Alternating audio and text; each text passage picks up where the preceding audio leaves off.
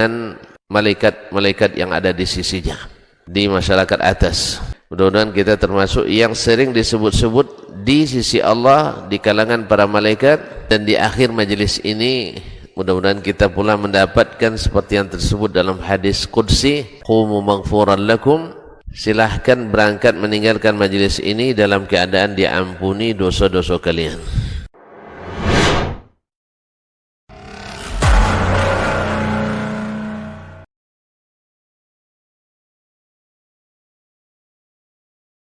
Assalamualaikum warahmatullahi wabarakatuh.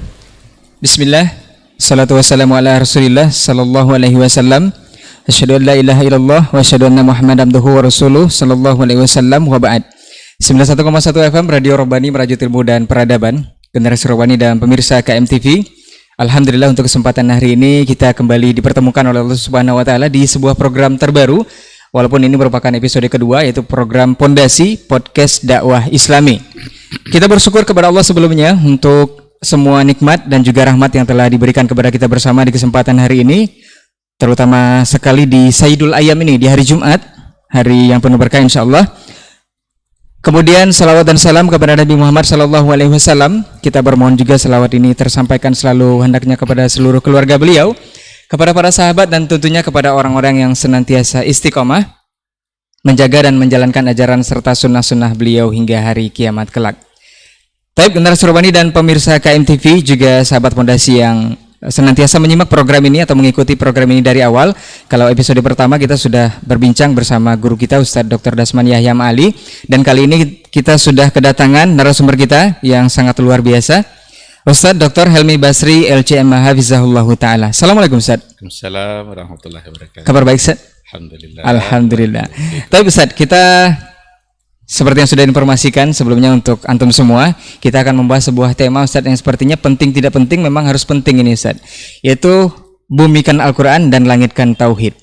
Nah, ini mungkin menjadi perwakilan atau pertanyaan-pertanyaan yang banyak masuk, terutama di Robani Ustadz, di WA Robani.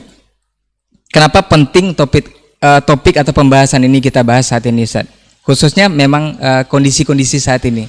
Ini kenapa penting? Fadal Ustadz. Baik, bismillahirrahmanirrahim. Alhamdulillah wassalatu wassalamu ala Rasulillah wa ala alihi wa sahbihi wa mawalah. Kita bersyukur pada Allah Subhanahu wa taala pada pagi hari ini bisa melakukan acara ini dengan sebuah tema yang tentu saja kita sangat yakin bahwa ini adalah sesuatu yang sangat urgen gitu ya. Penting dalam menjawab berbagai persoalan kehidupan kita, karena nampaknya permasalahan dalam kehidupan kita ini tidak pernah berhenti, bahkan nyaris tidak pernah berkurang gitu, tapi bertambah terus. Ada persoalan sosial dalam pergaulan, ada persoalan keagamaan, ada masalah pendidikan, ada masalah politik, masalah ekonomi. Semua mengalami perubahan dan menimbulkan masalah gitu. Bahkan kalau seandainya kita coba bayangkan, ketika pertama Nabi diutus dulu juga di tengah-tengah persoalan yang ada di tengah-tengah masyarakat.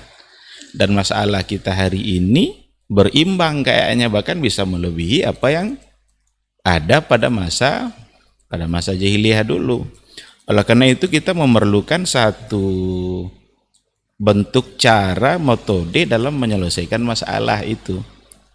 Nah, oleh karena itu pentingnya tema ini kita angkat, bahwa kita harus membumikan Al-Quran dan harus melangitkan Tauhid, karena itu bisa menjadi solusi gitu, bisa menjadi solusi untuk semua persoalan dalam kehidupan kita, dalam masalah apa saja, sosial, keagamaan, dalam pergaulan kita. Coba tengok bagaimana akhlak-akhlak yang kita lihat pada hari ini, akhlak remaja, akhlak orang tua, bahkan juga semua lapisan-lapisan masyarakat. Dulu itu persoalan seperti itu juga dihadapi oleh Rasul gitu, maka diturunkanlah Al-Quran itu oleh Allah untuk menjadi solusi bagi persoalan-persoalan yang terjadi. Nah, masalah akhlak umpamanya kita harus kembalikan kepada Al-Qur'anul Karim, mudah-mudahan itu bisa diselesaikan. Kita harus serius dalam mencari solusi ini. Karena sudah capek kita untuk mencari solusi dari otak kita sendiri. Orang berpikir menyelesaikan persoalan dengan cara mereka sendiri, tapi lupa mereka untuk menyelesaikan masalahnya dengan cara Rasulullah Sallallahu Alaihi Wasallam. Dulu Rasul berhasil dia menyelesaikan masalah di tengah-tengah masyarakat jahiliyah karena dia tidak memikirkan sendiri, dia hanya melakukan apa yang disuruh oleh Allah untuk dijadikan solusi. Dalam masalah ekonomi umpamanya, persoalan riba, datang aturannya dalam agama. Atur oleh agama baik-baik. Dalam persoalan ibadah, dalam persoalan muamalah. Kalau muamalah itu nanti kan boleh saja kita berkreasi, tapi ada nanti diatur oleh Al-Quran aturan-aturan umum gitu. Nah, aturan umum ini harus kita jaga. Tidak boleh ada kezaliman, tidak boleh ada ketidakjelasan, tidak boleh ada gharar, tidak boleh ada riba. Itu namanya aturan umum. Perkara muamalah itu kita kembangkan dengan berbagai macam bentuk transaksi yang ada, silakan saja. Asalkan dalam setiap transaksi itu nanti bisa menjaga aturan-aturan umum. Nah, mengembalikan aturan umum Al-Quran dalam kehidupan inilah yang paling penting bagi kita hari ini. Dan kita tahu bahwa yang pertama sekali yang diajarkan oleh Al-Quran adalah tauhid. Maka ketersambungan antara hidup kita dengan Al-Quran dan dengan tauhid itu harus ada. Bagaimana Rasulullah Shallallahu Alaihi Wasallam mengajar para sahabatnya, memberitahukan para sahabatnya siapa yang menciptakan mereka, untuk apa mereka diutus, diperkenalkanlah mereka dengan Rabbnya, dengan Allah yang menciptakannya. Itu semua adalah bagian dari tauhid yang harus kita langitkan. Nah, maka kehidupan bumi ini memang tidak boleh terpisah dari langit. Bagaimana kita menyambungkan antara kehidupan kita di bumi dengan Dia yang ada di langit, kalau seandainya memang kita ingin menyelesaikan persoalan-persoalan kita di dalam kehidupan. Saya kira seperti itu sekilas tentang pentingnya masalah ini.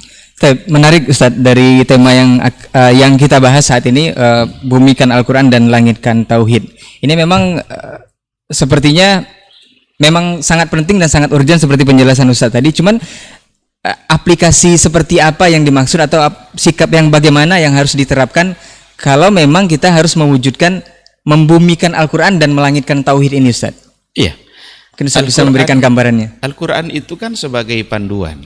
Nah, kita kalau seandainya pergi ke sebuah tempat rekreasi, kita akan cari itu panduan di tempat rekreasi itu. Mana hotel yang bagus, mana restoran yang ini, mana lokasi-lokasi rekreasi yang menarik. Itu panduan namanya itu. Kalau kita pergi ke satu tempat. Nah, Allah Subhanahu wa taala ketika Dia ciptakan alam ini dan Dia ciptakan juga manusia yang akan memakmurkan alam ini, kita ini kan ibaratnya musafir ke satu tempat menuju tempat yang sesungguhnya. Nah, oleh karena itulah Allah Subhanahu wa taala memberikan panduannya. Kalian nanti kalau sampai di dunia, agar benar-benar sampai nanti ke tempat yang sesungguhnya yaitu surga, ini panduannya. Maka Al-Quran itu diisi oleh ayat. Ayat itu dalam bahasa Arab itu artinya tanda. Kira-kira begini kalau mau kita analogikan, kalau kita berjalan di jalan raya, sebentar-sebentar nanti kita akan tengok itu tanda rambu-rambunya. Kalau seandainya di depan kita ada jalan mendaki, dikasih gambar bahwa ada jalan mendaki.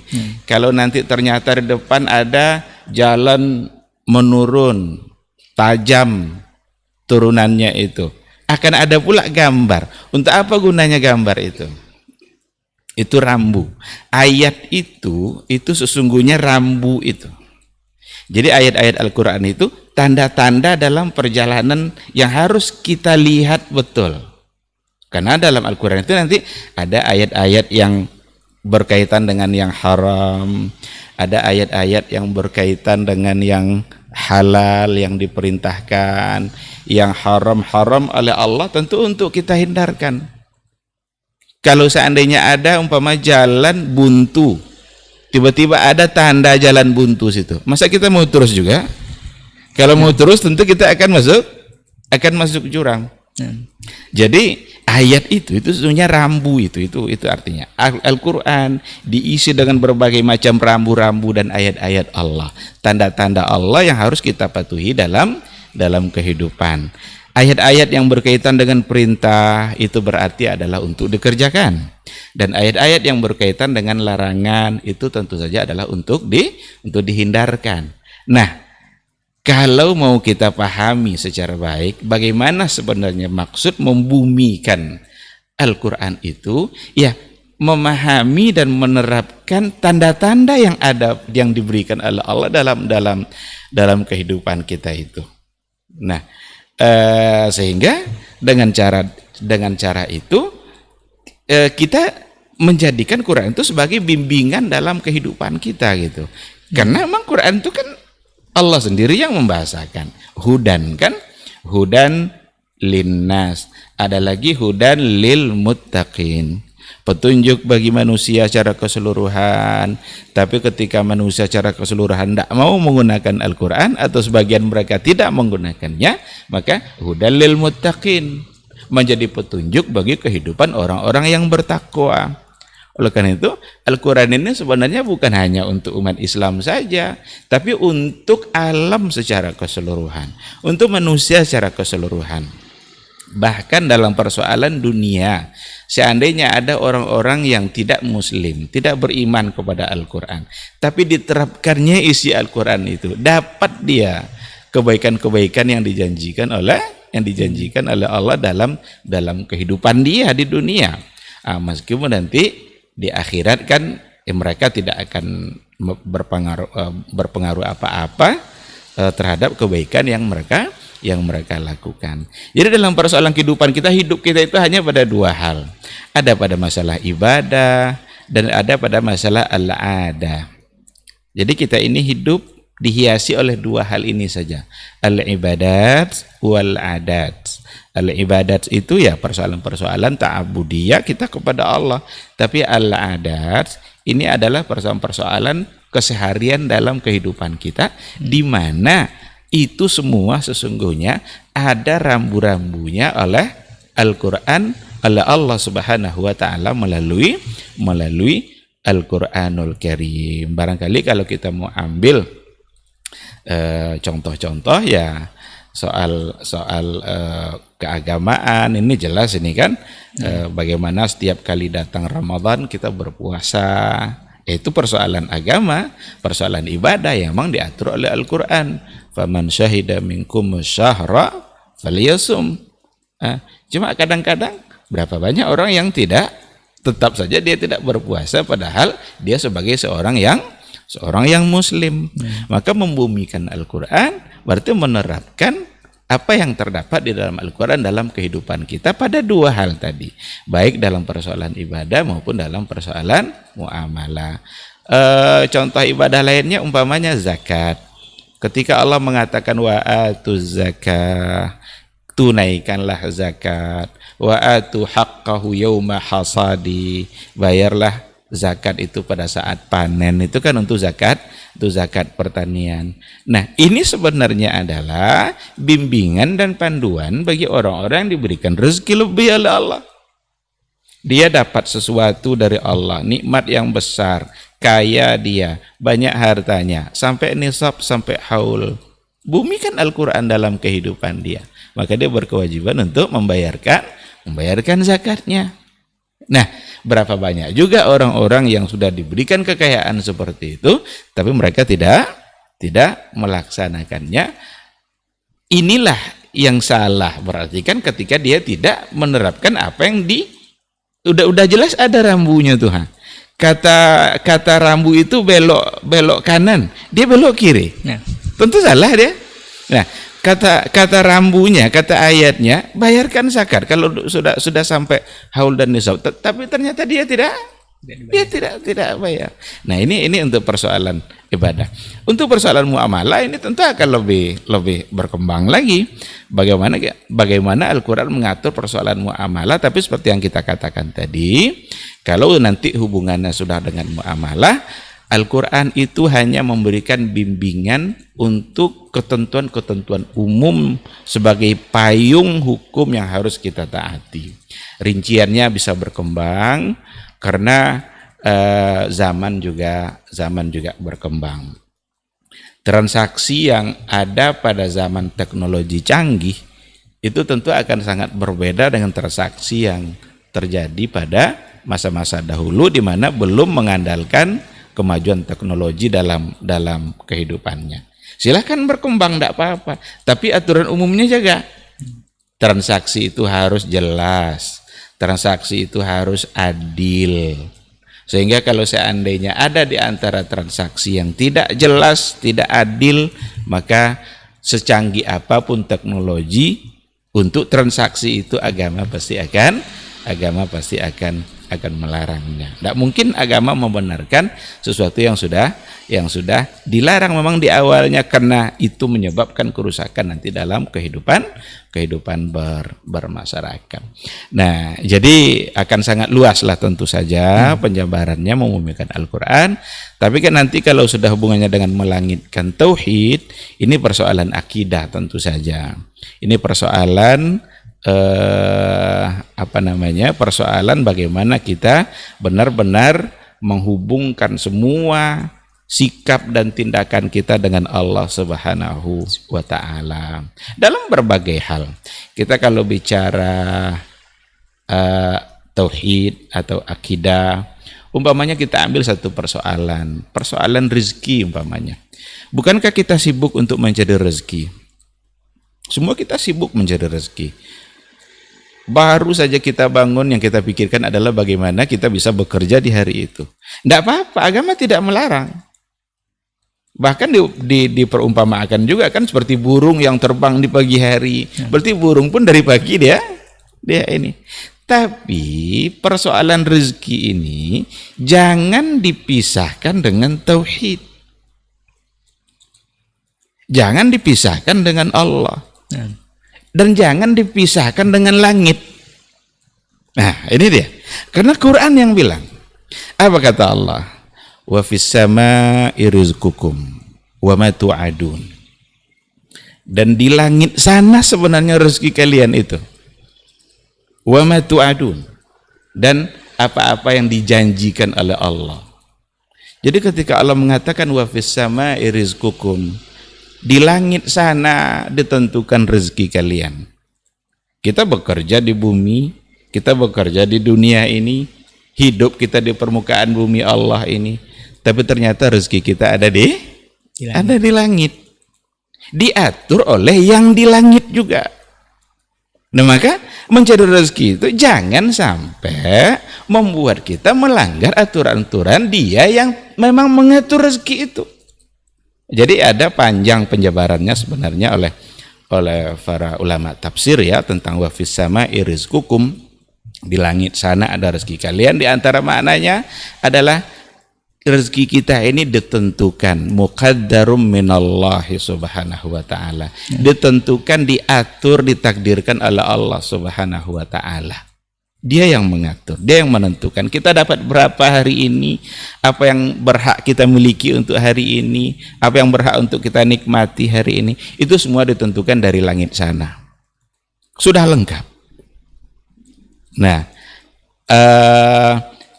ada di antara bentuk penjabaran makna wa fis samaa'i rizqukum itu seperti umpamanya falyanzuril insan ila ta'ami anna sababnal ma'a sabba thumma syaqaqnal arda syaqqa fa'ambatna fiha habba wa inaba wa qadba wa zaituna wa nakhla. Kan itu kata Allah. Jadi hendaklah manusia itu melihat kepada apa yang dia makan. Tapi ketika Allah bilang apa yang dia makan itu harus diperhatikan, Kita makan nih, falyanzur, coba anak amati, tadabburi, yang kita makan ini apa? Lalu Allah katakan, anna sababnal ma'a sabba. Kamilah yang menurunkan air itu, kami yang menuangkan. Summa syaqaqnal arda syaqqa. Lalu kami jadilah bumi ini menjadi subur, bisa diolah, datang petani mencangkul tanah yang gersang, lalu turun hujan, dia menjadi subur, maka tumbuhlah berbagai macam makanan, wa zaituna wa nakhla, zaitun dan kurma. Maka ketika kita makan, di dalam makanan kita itu sesungguhnya ada tauhid, di dalam makanan kita itu ada iman. Karena yang kita makan ini sesungguhnya adalah turun dari yang di langit. Nah. Hujan turun dari yang langit. Nah, ini juga di antara ayat-ayat yang memang mengatakan bahwa Allah itu ini lari lagi ke situ masalahnya gitu. Nah, karena terlalu banyak ayatnya, terlalu banyak. Wa fis sama'i rizqukum, di langit ada rezeki kalian. Kita di bumi, masa di langit rezeki kita. Dia yang di langit yang mengatur rezeki kita. Cuma kita tidak perpanjang dari sisi itu. Kita hanya ingin mencoba bagaimana maksud melangitkan tauhid itu. Jadi di makanan kita saja itu ada akidah, ada iman, ada tauhid yang harus kita yakini. Apapun yang kita makan, kita di Indonesia barangkali yang kita makan nasi. Siapa yang menumbuhkan nasi ini? Petani tidak bisa dia membuat beras, tidak bisa. Tidak ada satupun petani yang punya kemampuan membuat beras. Karena itu ditumbuhkan oleh Allah Subhanahu wa Ta'ala. Allah yang menurunkan hujan dari langit sehingga tanah menjadi subur. Kalau ada orang yang makanan pokoknya kurma, saat dia memakan kurma itu dia harus ingat bahwa sesungguhnya itu datang dan diberikan oleh Allah Subhanahu wa Ta'ala. Itu baru satu dalam persoalan kehidupan kita yang biasa, yang sangat nyambung betul dengan kebiasaan keseharian kita mencari rezeki. Maka sangat disayangkan betul kalau ada orang mencari rezeki dengan jalan yang haram. Allah bilang itu tidak boleh, tapi dicari juga rezeki dengan cara itu. Padahal dialah Allah yang menentukan rezeki kita. Tentu itu satu hal yang sangat tidak wajar. Atau ada orang yang demi mencari rezeki dia melupakan kewajiban-kewajibannya kepada Allah. Kadang lupa sholat, sudah seharusnya waktu sholat, tetapi demi mencari rezeki, sholat bisa menjadi tinggal atau dilalaikan setidaknya. Ini satu hal yang juga sangat tidak wajar. Maka sekali lagi kita sambungkan betul kehidupan kita di dunia ini dengan iman dan tauhid kepada Dia yang di langit. Oleh karena itu, bumikanlah Al-Quran dan langitkanlah tauhid. Nah, satu contoh dulu kita angkat. Siapa tahu nanti bisa kita angkat contoh-contoh yang lain, insya Allah. Baik, Masya Allah Ustaz. Memang dari tema ini kalau tadi kita sudah mengetahui betapa pentingnya membumikan Al-Quran dan melangitkan tauhid, kemudian aplikasinya, ya Al-Quran merupakan panduan dalam kehidupan kita sehari-hari. Dan itu memang kita harus baca buku petunjuk itu. Saya kalau ibarat pabrik sebuah motor yang bikin buku petunjuknya, kita akan membaca bagaimana petunjuk yang ada dikeluarkan oleh pabrik tersebut. Dan yang paling paham ya dengan kita ya tentu yang menciptakan kita. Kalau umpamanya kita beli radio Toshiba, kita baca panduan Sony umpamanya, tidak nyambung. Harus yang kita baca itu adalah panduan yang dibuat oleh Toshiba. Jangan dibaca panduan Sony karena tidak nyambung. Mungkin tombolnya berbeda. Nah, ketika kita diciptakan Allah, yang paling mengerti dengan panduan hidup kita adalah Dia yang menciptakan. Maka akan sangat salah nanti kalau ada orang mencari panduan hidupnya selain Al-Quran. Tidak mungkin, karena bukan Dia yang memberikan kehidupan ini. Gitu. Sesudah dijelaskan tadi aplikasi bahwa kita harus membaca buku panduan kita, sekali lagi memang tidak layak kita membaca buku panduan yang lain selain dari Al-Quran Al-Karim. Kemudian ini kalau membumikan Al-Quran tadi sudah dijelaskan Ustaz. Tidak adil rasanya kalau kita tidak membahas kenapa kita melangitkan tauhid. Nah, ada satu ungkapan kalau di zaman saya sekolah dulu Ustaz, kalau SD lah dibilang ya, sekolah dasar, kalau makna atau arti dari kata tauhid atau kalimat la ilaha illallah itu adalah tiada Tuhan selain Allah Ustaz. Tapi ada juga akhir-akhir ini bahkan sudah sering juga kita dengar bahwa itu bukan itu artinya Ustaz. Ada yang mengatakan bahwa la ilaha illallah itu artinya tidak ada ilah yang berhak diibadahi dengan benar selain Allah. Ini butuh penjelasan atau klarifikasi Ustaz. Ini mana sebenarnya yang pas ini Ustaz? Iya, baik. Ini sebenarnya menggambarkan kemiskinan bahasa kita di hadapan bahasa Arab atau bahasa Al-Quran. Nah. Karena kalau kita lihat terjemahan gitu ya, ilah itu diartikan juga Tuhan. Nanti Rabb diartikan juga Tuhan. Maka Rabbul Alamin, Tuhan sekalian alam. La ilaha illallah, tidak ada Tuhan selain Allah. Jadi ilah juga artinya Tuhan, Rabb artinya Tuhan. Maka miskin sebenarnya bahasa kita itu di hadapan bahasa Al-Quran atau bahasa Arab gitu. Maka tidak usah dimaki-maki bahasa Arab itu.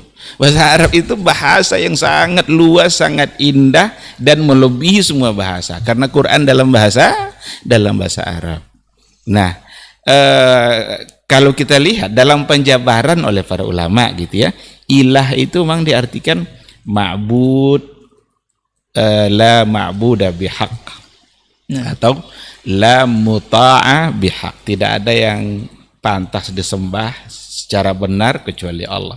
Tidak ada yang berhak ditaati dalam kehidupan kita ini selain daripada Allah. Itu diantara makna ilah. Namun dalam terjemahan di kita memang sering diartikan Tuhan gitu. Tapi ketika saya coba tengok terjemahan Al-Quranul Karim, baik yang dulu atau yang terbaru sekarang itu yang dari Majma' Malik Fahad, kan ada itu lajnah fantashid, itu orang-orang ahli bahasa Indonesia dari Indonesia kan. Itu sudah diartikan tidak ada Tuhan lalu dibuat dalam kurung yang berhak disembah. Tetap dibahasakan di situ kata Tuhan, karena tidak punya lagi bahasa selain itu gitu. Mau diartikan apa gitu. Jadi wa ilahukum ilahu wahid. Kan? Dan Tuhan kamu, ketika diartikan Tuhan itu dibuatkan di dalam kurung kata yang pantas, yang berhak untuk disembah. Di dalam surat Toha juga ketika dikatakan innani anallah la ilaha illa ana, itu dalam terjemahannya juga dibuat dalam terjemahan mushaf itu tidak ada Tuhan, tapi dalam kurungnya yang berhak disembah selain Allah. Barangkali yang penting bagi kita bukan dipakai kata Tuhan atau tidak, karena begitulah bahasa kita yang bisa mewakili untuk kata ilah. Yang lebih penting itu justru adalah memahami substansinya. Kata la ilaha illallah itu kalimat tauhid yang ada di situ nafi lalu kemudian isbat. Jadi dinafikan dulu semua bentuk ilah yang dijadikan sesembahan. Dinafikan. Tidak ada yang berhak untuk disembah. Apa yang kalian sembah itu salah. Karena itu bukan sesembahan yang benar. Apa Ustaz? Ini dinafikan, ini berarti ditiadakan saja. Ditiadakan. Artinya Al-Quran ingin meniadakan semua bentuk sesembahan yang sudah ada selama ini. Karena itu tidak pantas. Apa yang sudah ada? Ada patung, ya kan? Ada matahari, bahkan orang Majusi ada yang menyembah api, ada yang menyembah bulan. Mereka terpukau dengan keindahan bulan purnama, dianggapnya itu sebagai Tuhan. Tapi semua itu ternyata tidak pantas untuk disembah. Dinafikanlah semua bentuk yang sesembahan yang pernah ada itu, dan sesembahan apapun yang akan ada pada masa berikutnya itu ternafikan. Lalu diberikan kata isbatnya, illallah, kecuali hanya Allah. Berarti menetapkan Ustaz ya? Ditetapkanlah oleh Al-Quran bahwa yang paling berhak disembah, yang paling berhak tempat kita beribadah, diibadahi, yang paling berhak untuk kita taati hanyalah Allah. Ketika ini sudah dinafikan semuanya, ditiadakan, diisbatkan satu, maka tetaplah hanya Allah yang berhak untuk disembah, untuk ditaati, untuk dipuji dan lain sebagainya. Nah, ini yang harus dipahami secara baik. Sehingga ketika sudah dikatakan la ilaha illallah Allah seseorang, maka ini sudah menjadi semacam ikrar gitu ya. Ikrar dari hati dia bahwa dia tidak akan menjadikan apapun selain Allah sesuatu yang disembah dan ditaati. Dan ini lafaz ini luar biasa, lafaz yang memisahkan seseorang dari agama yang sebelumnya. Sebelum lafaz ini diucapkan secara sadar, dengan keyakinan sendiri, bukan karena dipaksa, maka dia belum akan menjadi muslim. Jadi kalau ada non-muslim mimpi mengucapkan 2 kalimat syahadat, pas bangun dia belum muslim. Nah. Kenapa belum? Karena dia mengucapkannya dalam keadaan tidak sadar. Nah, tapi kalau sudah diucapkan, maka berarti dia berubah dari keadaan sebelumnya. Dia sudah menjadi seorang yang muslim, bahkan bisa menghapus kesalahan-kesalahan yang sebelumnya. Nah, maka ada di antara sahabat dulu, baru saja dia mengucapkan syahadat itu, baru dia mengucapkan la ilaha illallah itu di hadapan Rasulullah Sallallahu Alaihi Wasallam, lalu dia ikut berperang. Ada ajakan untuk berperang di jalan Allah, ikut dia berperang, kemudian dia meninggal dalam peperangan itu, dan Rasul mengatakan huwa min ahlil jannah, dia adalah ahli surga, padahal modalnya baru 2 kalimat syahadat. Maka nanti di akhirat itu akan ditimbang, itu 2 kalimat syahadat itu akan ditimbang 2 kalimat syahadat, yang ternyata kalimat syahadat yang benar-benar terucap oleh lidah yang ikhlas tanpa ada unsur apapun yang lain selain ikhlas karena Allah, dan tidak diisi oleh keserikan yang lain, itu akan bisa mengalahkan semua yang lain. Itulah yang tadi itu langsung dihukumkan oleh Rasulullah min ahlil jannah. Padahal berapa banyak dosa dan kesalahan yang dilakukannya sebelum dia masuk Islam. Karena dia orang-orang jahiliyah. Berapa kali dia menyembah patung, berapa kali dia memakan makanan yang diharamkan. Tetapi itu semua membuat bisa terhapus. Maka berpikir betullah untuk melakukan hal-hal yang bisa bertentangan dengan makna la ilaha illallah. Ketika ada kesirikan-kesirikan dan diingatkan oleh orang itu adalah sesuatu yang bersifat syirik, karena itu akan mengganggu makna la ilaha illallah. Berpikir betul, kita mengajak pertama diri kita dulu, lalu masyarakat secara luas, agar berpikir betul untuk melakukan sesuatu yang di dalamnya ada kesyirikan. Jangan melakukan sesuatu yang dia di situ ada kesyirikan, tapi karena dilakukan oleh orang banyak, atau dilakukan oleh orang-orang yang mungkin dianggap dia menjadi tokoh dan lain sebagainya. Yang namanya syirik itu kalau sudah ditetapkan oleh Allah, tetap saja dia salah siapapun yang melakukan. Mau tokoh dia, mau setinggi apapun sorbannya, itu tidak ada lagi. Kalau Allah sudah mengatakan itu sesuatu yang salah, kita harus berpikir betul agar kita tidak terjebak kepada kesalahan-kesalahan yang ternyata itu bertentangan dengan makna la ilaha illallah. Taib, jazakallah khair Ustaz, untuk klarifikasi dari terjemahan atau makna dari kata la ilaha illallah ini memang harus diluruskan sebenarnya. Untuk kalimat terjemahan tidak ada masalah sebenarnya Ustaz, tapi substansi dari terjemahan itu sendiri. Kita hubungkan lagi Ustaz, bahwa tadi Ustaz mengatakan bahwa ada hal yang berat dari kata la ilaha illallah ini. Berarti kalau memang itu menjadi sesuatu yang sangat bisa menghapuskan dosa yang lalu, kemudian bisa memasukkan kita seseorang itu ke dalam surga jika memang dia sadar mengucapkan kalimat itu, tentu ada konsekuensi yang berat di balik itu, Ustaz. Ini sebenarnya apa konsekuensi dari syahadat itu sendiri, Ustaz? Iya. Kata la ilaha illallah ini, Ustaz. Betul. Ketika syahadat sudah diucapkan, berarti dia sudah berikrar. Nah. Itu janji dia kepada Allah untuk mentaati Allah. Nah, coba kalau kita baca sejarah, betapa beratnya Abu Thalib itu paman Nabi untuk mengucapkan 2 kalimat syahadat. Nah. Sangat berat dan bahkan tidak jadi dia ucapkan. Sampai Nabi sedikit agak memaksa itu kan. Ayolah ucapkan. Terucap aja itu sudah sangat ini kan, dan itu yang diharapkan Nabi, tapi Abu Thalib tidak mengucapkan. Kenapa demikian? Abu Thalib paham dia maknanya. Paham dia artinya. Ya. Substansi dari la ilaha illallah yang kalau dia ucapkan, dia paham. Apa itu? Dia akan pisah total dengan kehidupan sebelumnya. Kebiasaan jahiliyahnya harus ditinggalkan secara total. Apa yang menjadi kebiasaan dia bersama kaum-kaumnya harus ditinggalkan. Kalau sudah diucapkan la ilaha illallah, padahal dia adalah seorang tokoh di tengah-tengah masyarakat. Ini yang buat dia tidak mau.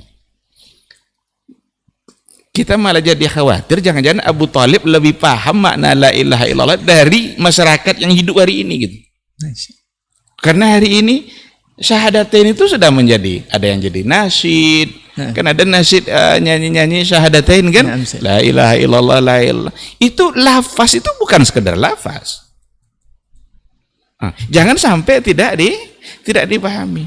Maka jangan-jangan Abu Thalib lebih paham, karena orang hari ini setiap hari mengucapkan la ilaha illallah, tapi berkali-kali juga dia menentang makna dari kata la ilaha illallah. Nah, oleh karena itu tentu saja konsekuensi dari la ilaha illallah itu bagaimana dalam kehidupan kesehariannya dia hidup di dalam bingkai la ilaha illallah itu. Jadi kan syahadat itu asyhadu an la ilaha illallah wa asyhadu anna muhammadar rasulullah, ini yang harus menjadi bingkai dalam kehidupan kita. Apapun yang kita lakukan, apapun yang kita ucapkan, yang dalam kehidupan keseharian kita dimanapun kita berada, harus selalu sesuai dengan makna la ilaha illallah. Ketika Allah melarang umpamanya untuk menipu umpamanya, itu kan sebagai konsekuensi kita mengucapkan la ilaha illallah, berarti kita berjanji untuk mentaati Allah. Maka kita harus mentaati Allah dalam persoalan agar tidak menipu. Ketika Allah melarang untuk mengambil hak orang lain, dalam apa saja, sebagai pedagang jangan ambil hak pembeli. Kadang-kadang ditipu-tipu timbangan itu. Di kantor jangan ambil hak orang lain. Siapa yang berhak mendapatkannya, berikan kepada yang berhak itu. Jangan karena kadang-kadang ada permusuhan, ada kedengkian, sehingga hak-hak orang lain itu dicoba untuk dihalang-halangi dengan jabatan yang dia punya umpamanya. Ini akan dipertanggungjawabkan semuanya. Dan jadi la ilaha illallah itu berkonsekuensi dalam kehidupan, tentu saja bagaimana kita menepati janji kita kepada Allah. Apapun yang menjadi aturannya itu yang harus untuk kita taati. Saya kira penyebarannya tentu akan lebih luas dari itu.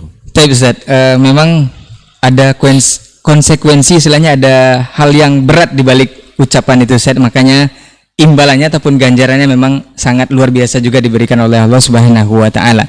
Kita berlanjut Ustaz, dari kalimat la ilaha illallah tadi katanya ada, kalau kita berbicara masalah tauhid Ustaz, melangitkan tauhid, ini ada saat ini memang lagi viral atau memang lagi banyak diperbincangkan atau warawiri di media sosial, bahkan di kehidupan kita sehari-hari. Ada yang mengatakan bahwa makom tertinggi dari tauhid itu sendiri adalah ma'rifatullah Ustaz, atau mengenal atau kedekatan dengan Allah. Ini ada yang mengartikan kalau kedekatan dengan Allah itu menyatu antara dirinya dengan Allah Ustaz, dari ajaran-ajaran ataupun hal-hal pemahaman yang berkembang saat ini. Apakah memang ini bisa dibenarkan atau memang ada makam tertinggi itu di sisi Allah dengan ma'rifatullah tadi, atau memang seperti yang sudah diartikan tadi Ustaz, menyatu antara dirinya dengan Allah? Bahkan ada juga sekarang yang viral Ustaz, orang gila yang dianggap memang punya kedekatan dengan Allah Subhanahu wa taala. Ini seperti apa Ustaz? Iya, betul. Bahwa kita harus mengenal Allah, Nah, itu wajib, pasti itu. Bahkan dalam al-usulus tsalatsa itu memang yang pertama sekali yang harus kita pahami itu adalah ma'rifatullah, mengenal Allah. mengenal Allah. Karena dia Rabb kita. Harus kita kenal dengan siapa yang menciptakan kita. Nah, Siapa yang memberi kita rezeki. Apa panduan dia dalam kehidupan kita. Kemana nanti kita setelah kehidupan ini. Kita akan menghadap dia. Akan disidang nanti. Maka mengenal Allah, mengenal siapa itu Allah, itu isi Al-Quran sebenarnya. Dari awal-awal ayat Al-Quran itu kan sudah baru saja ayat Al-Quran turun, itu sudah Allah memperkenalkan dirinya. Yang pertama turun kan Iqra ya. Iqra bismi rabbikal ladzi khalaq, khalaqal insana min 'alaq. Allah di awal ayat memperkenalkan bahwa saya khalik kalian makhluk. Ini ma'rifatullah namanya. nah, Kalau sudah kita pahami bahwa kita ini makhluk, dia adalah khalik. Khalik itu kuat, kita lemah. Khalik itu kaya, kita miskin. Khalik itu punya semua sifat kelebihan, kita punya semua sifat kekurangan. Iya kan? Nah, itu namanya ma'rifatullah. Ma'rifatullah dengan cara yang benar. Nah, jangan sampai nanti kata ma'rifatullah itu dipahami dengan cara-cara yang salah. Maka pun muncul pula istilah-istilah, ada ma'rifat, ada hakikat, ada syariat, macam-macam yang dibagi-bagi, yang kadang-kadang menggiring kita kepada sesuatu yang membuat kita semakin tidak paham dengan Allah gitu. Maka mengenali Allah itu adalah satu bentuk kewajiban kita, karena kita adalah hambanya. Harus kita kenal dengan siapa Khalik kita, siapa Allah itu. Ambil pemahamannya dari Al-Quran. Bagaimana Al-Quran menceritakannya, begitulah kita memahami Allah Subhanahu wa taala. Bisa melalui pekerjaannya, perbuatannya. Allahu yarzuqu may yasha, Allah yang memberi rezeki siapa yang dia kehendaki. Allahu yaf'alu may yurid, Allah melakukan apa saja yang dia inginkan. Tidak ada satupun yang bisa menghalangi perbuatan Allah. Allah mau lakukan apa itu silahkan. Jadi bisa melalui af'alnya, bisa melalui nama-nama dan sifatnya. Begitu cara kita mengenali Allah.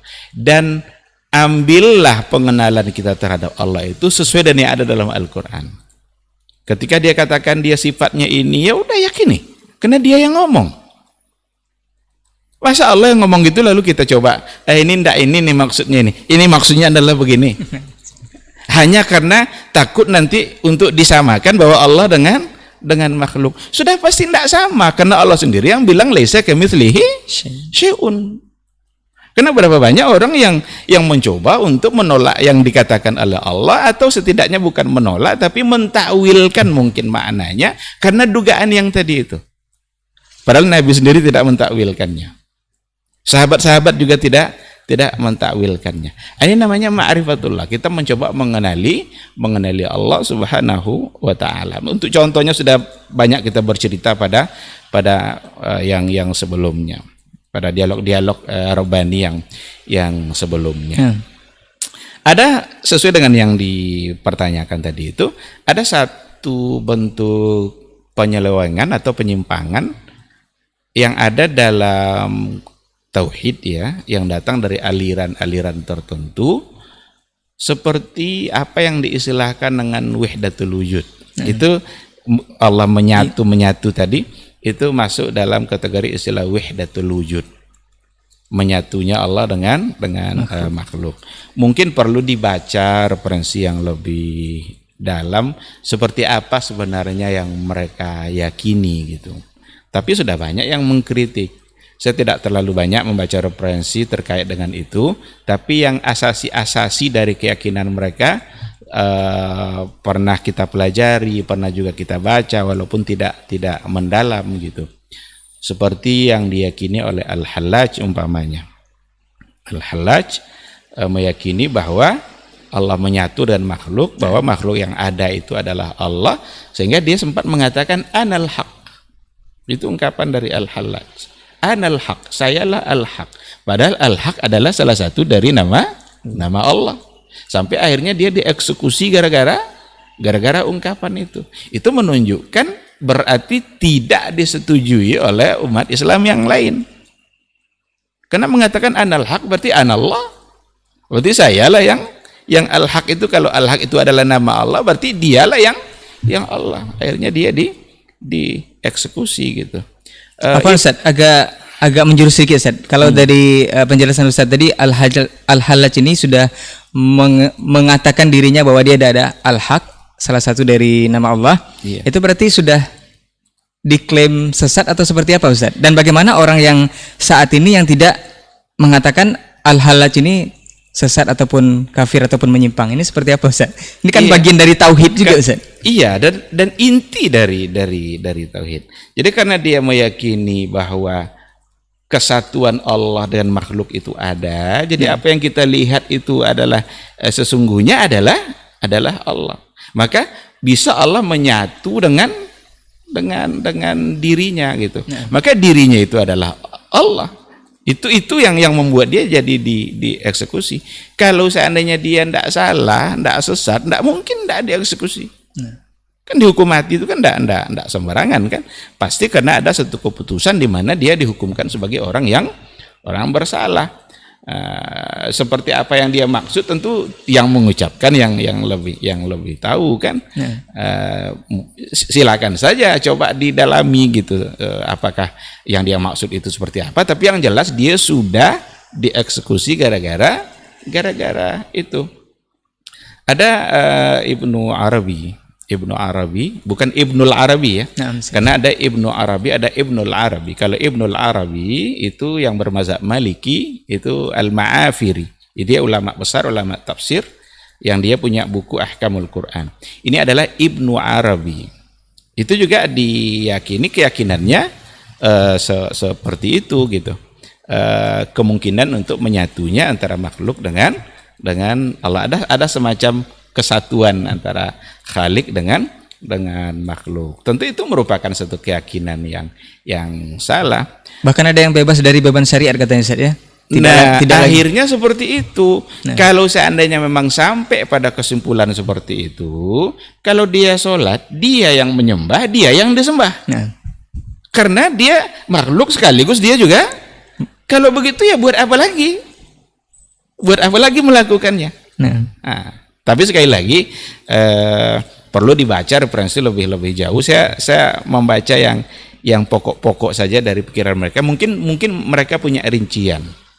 Karena ada yang merinci begini.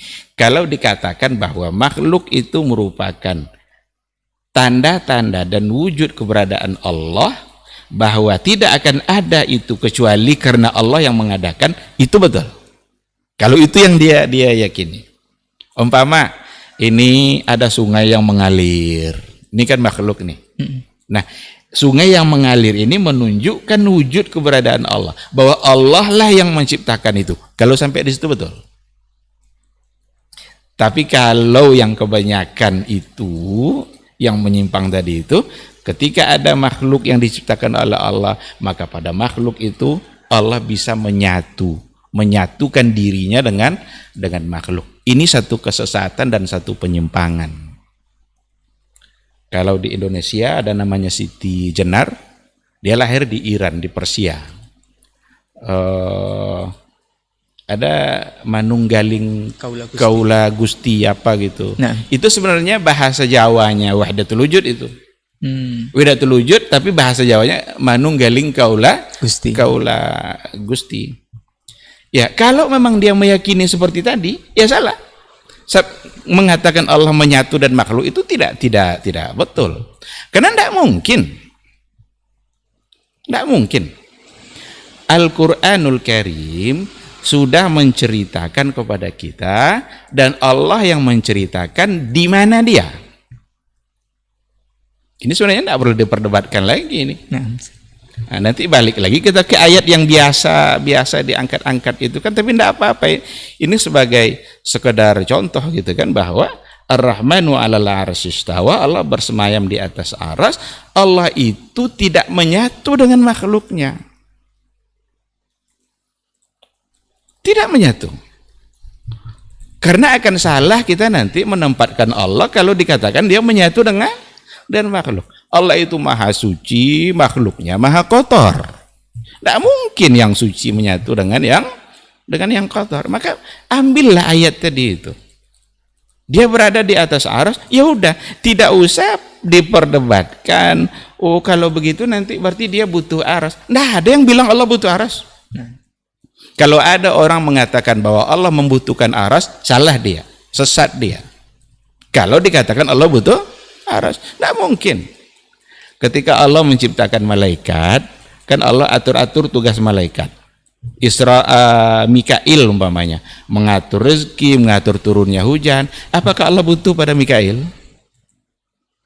Apa tidak bisa Allah menurunkan hujan? Iya kan? nah, Kalau dibawa ke logika kita nanti seolah-olah Allah membutuhkan malaikatnya. Allah tidak butuh sama malaikat. Ada malaikat namanya Israfil, kerjanya meniup trompet.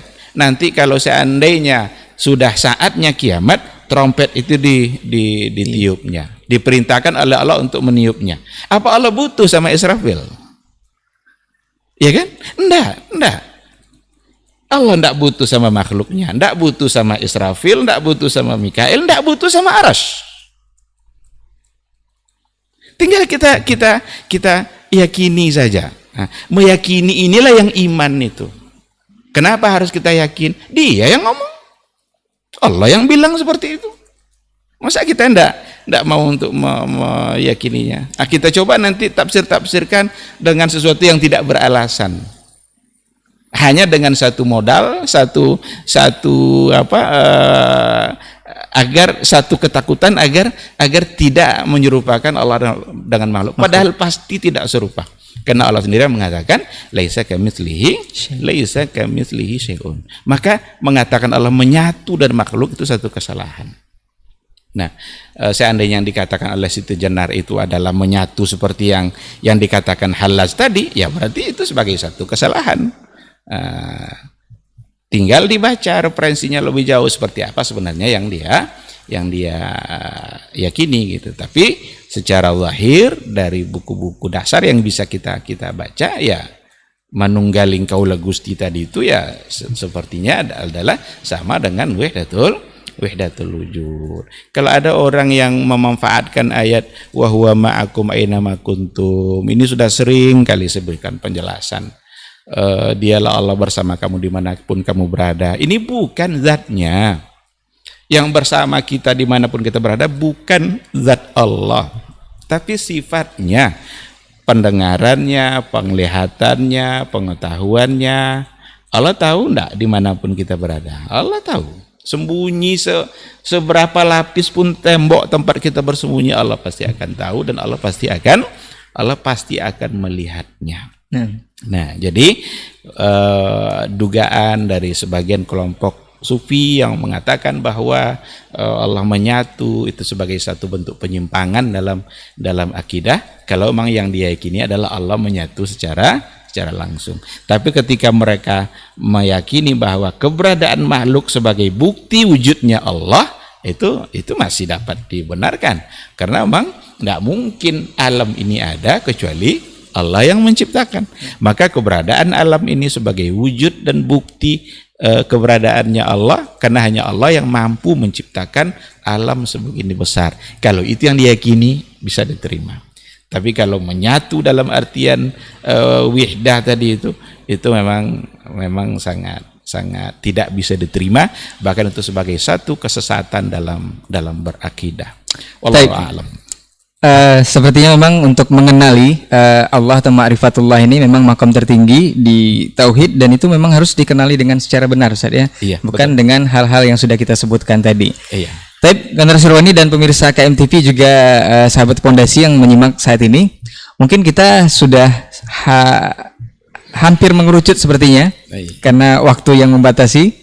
Kita durasi hanya 1 jam. Insya Allah di pekan depan kita akan kembali lagi dengan tema yang berbeda, tentu dengan narasumber yang berbeda juga. Ini pertanyaan juga mewakili semua. Ketika mungkin atau barangkali ada yang menyaksikan kita saat ini, Ustaz, kemudian tergerak hatinya untuk berubah, Ustaz. Ketika dalam menunjukkan cinta kepada Allah dan Rasul ini,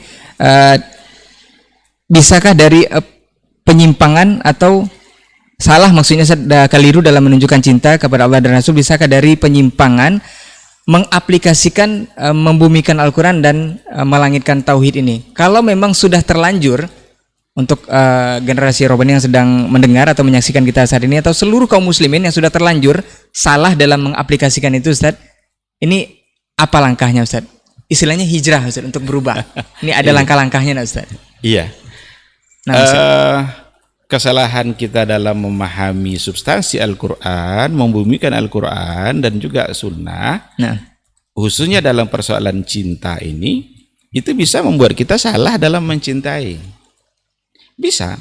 Karena ada langkah-langkah, sikap-sikap, tindakan-tindakan yang diharapkan dia mendapatkan cinta Allah, tapi ternyata yang didapatnya adalah murka. Yang diharapkannya adalah cinta, membuktikan cintanya kepada Rasul, tapi justru dia melakukan penyimpangan.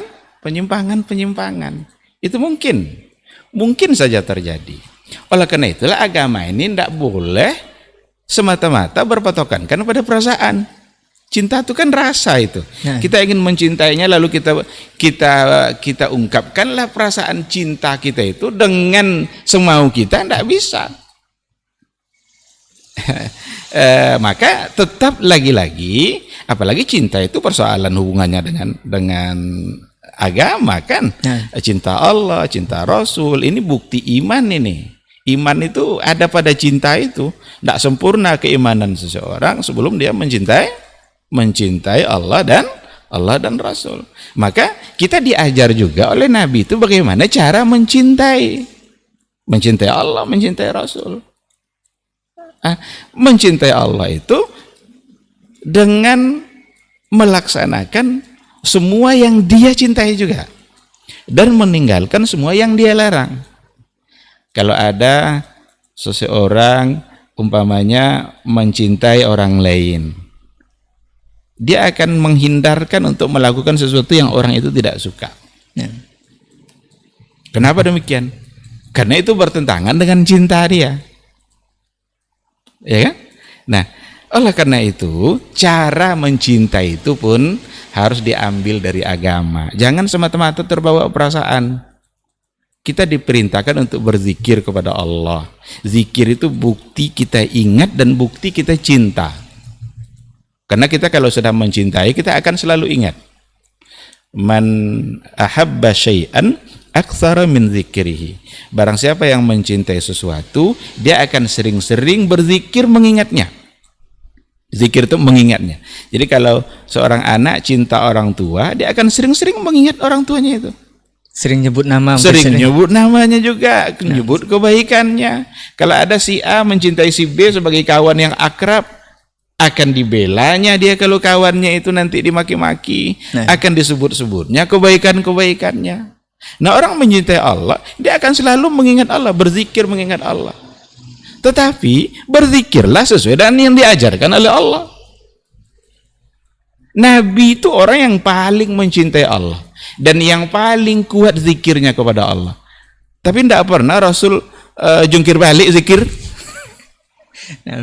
Tak pernah dia melompat dalam berzikir. Oh, itu kan ekspresi, berarti dia sedang bermain perasaan dalam mencintai. Perasaan semata tidak bisa diterima. Karena ekspresi itu timbul dari perasaan. Timbul dari perasaan. Harus dipandu terus oleh syariat. Begitu mudah sebenarnya syariat ini mengajar kita untuk mencintai Allah. Sangat mudah. Jangan mempersulit diri dalam mencintai Allah. Mencintai Rasul juga seperti itu. Umar bin Khattab itu pernah ditegur sama Nabi karena dia mengatakan dia lebih cinta pada dirinya daripada Nabi. Jadi di hadapan Nabi, Umar itu bilang, ya Rasulullah, saya siap mencintai kamu dari segala sesuatu kecuali dari diri saya. Ini kata Umar. Lalu Rasul bilang, la ya Umar, tidak cukup wahai Umar, belum sempurna iman kamu sebelum kamu cintai saya lebih dari segalanya termasuk diri kamu.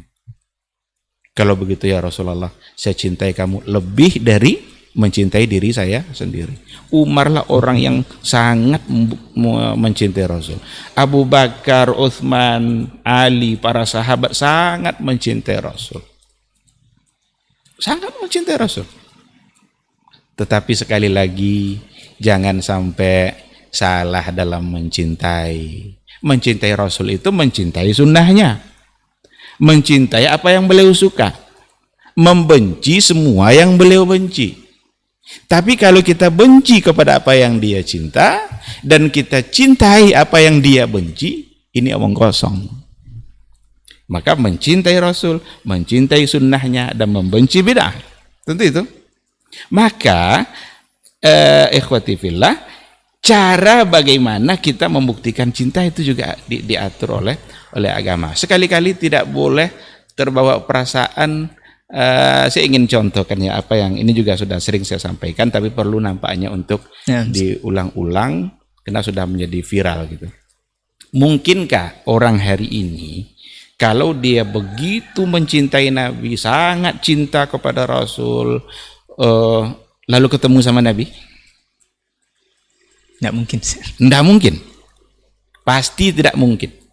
Apalagi dia anggap ketemu dalam keadaan tersadar, lagi pula ketemu dan Nabi menyampaikan sesuatu untuk diamalkan. Ini tidak mungkin. Mustahil. Mustahil. Kenapa demikian? Pertama, Rasul sudah wafat. Rasul sudah mengakhiri kehidupannya dengan menyelesaikan tugasnya dalam menyampaikan syariat. Iya kan? Nah, seandainya kemungkinan itu masih ada, barangkali yang lebih berhak ketemu Nabi itu adalah orang yang jauh lebih mencintainya, yaitu para sahabat-sahabatnya dan para istrinya. Dulu terjadi perang Siffin itu, perang Jamal, antara Aisyah dengan ada sahabat-sahabat yang kan fitnah kan disampaikan oleh Nabi nanti akan terjadi fitnah bahkan di kalangan para sahabat, Tolha dan Zubair, Ali, lalu ada Aisyah di sebelah pihak yang disebut dan Ma'rakatul Jamal. Kalaulah memungkinkan Nabi untuk ketemu lagi, saat itulah Nabi akan datang untuk memberikan penjelasan apa sebenarnya yang terjadi. Tapi tidak ada tuh Nabi datang. Memberikan solusi. Memberikan solusi. Nah, tiba-tiba ada orang hari ini dengan selawat-selawat yang dia baca, kadang-kadang selawatnya pun entah benar entah tidak. Jangan-jangan dalam selawat itu ada syirik-syiriknya. Karena banyak juga di antara selawat yang dibuat-buat itu yang ternyata substansinya mengandung unsur kesyirikan. Mungkin orang tidak sepakat mengatakan itu syirik, ya itu lain-lain persoalan. Yang pro tentu tidak sepakat itu sebagai syirik. Tetapi dibawa kepada dalil yang ada, bisa-bisa itu merupakan sebuah kesyirikan. Nah, dengan membaca itu, katanya kalau ini diulang-ulang, Anda akan bisa ketemu sama Nabi ketika terbangun, ketika sadar begini. Mustahil. Jadi Nabi sudah wafat dan syariatnya sudah sempurna. Kemungkinannya memang dalam mimpi karena ada riwayat. Dan tidak mungkin pula semua orang ngaku-ngaku pada mimpi Nabi. Sekarang kalau kita tanya, ada orang ngaku-ngaku mimpi ketemu Nabi, siapa yang menjamin kalau yang dilihat dalam mimpinya itu adalah Rasul? Nah, tidak ada yang bisa. Karena kita tidak tahu seperti apa wajahnya Rasul. Nah, maka tapi dikarenakan oleh ada hadis, man ra'ani fil manam faqad ra'ani fa inna syaitana la yatamatsalu bi. Siapa yang melihat saya dalam keadaan mimpi, dia itu benar melihat saya, karena syaitan tidak mungkin menyerupai saya. Maka ada banyak kisah-kisah para ulama, Imam Ahmad umpamanya, yang pernah bermimpi melihat Rasul. Ya, bisa karena cinta dia, karena betapa dia merindukannya, lalu dia bermimpi. Itu ada kemungkinan. Tapi jangan pula dibuat-buat ceritanya. Dalam mimpi dia itu Rasul memberikan zikir baru lagi. Ini lagi-lagi akan akan tidak diterima juga. Karena kalau itu dijadikan sebagai sebuah syariat yang harus diamalkan dalam kehidupan kita, tentu berarti masih ada yang belum disampaikan oleh Rasulullah Sallallahu Alaihi Wasallam. Sekira seperti itu tanggapannya. Baik, jazakallah khairan Ustaz untuk 1 jam lebih waktu kita untuk diskusi ataupun podcast kali ini, dan mudah-mudahan saja ini memang menguatkan langkah kita untuk membumikan Al-Quran dan melangitkan tauhid. Terakhir mungkin kita memang mengaplikasikan itu semua dengan bentuk cinta kita kepada Allah dan Rasulnya, dan mudah-mudahan juga Ustaz selalu dalam lindungan Allah Subhanahu Wa Taala dan bisa memberikan materi-materi selanjutnya. Afwan untuk semua salah kata dan khilaf bicara, generasi Robani dan pemirsa KMTV juga sahabat Pondasi. Insya Allah di pekan depan kita akan kembali lagi dengan episode berikutnya dengan tema yang berbeda, tentu dengan narasumber yang berbeda juga. Kita tutup dengan doa kafaratul majelis. Subhanakallahumma wa bihamdika asyhadu an la ilaha illa anta astaghfiruka wa atubu ilaik. Assalamualaikum warahmatullahi wabarakatuh. Waalaikumsalam warahmatullahi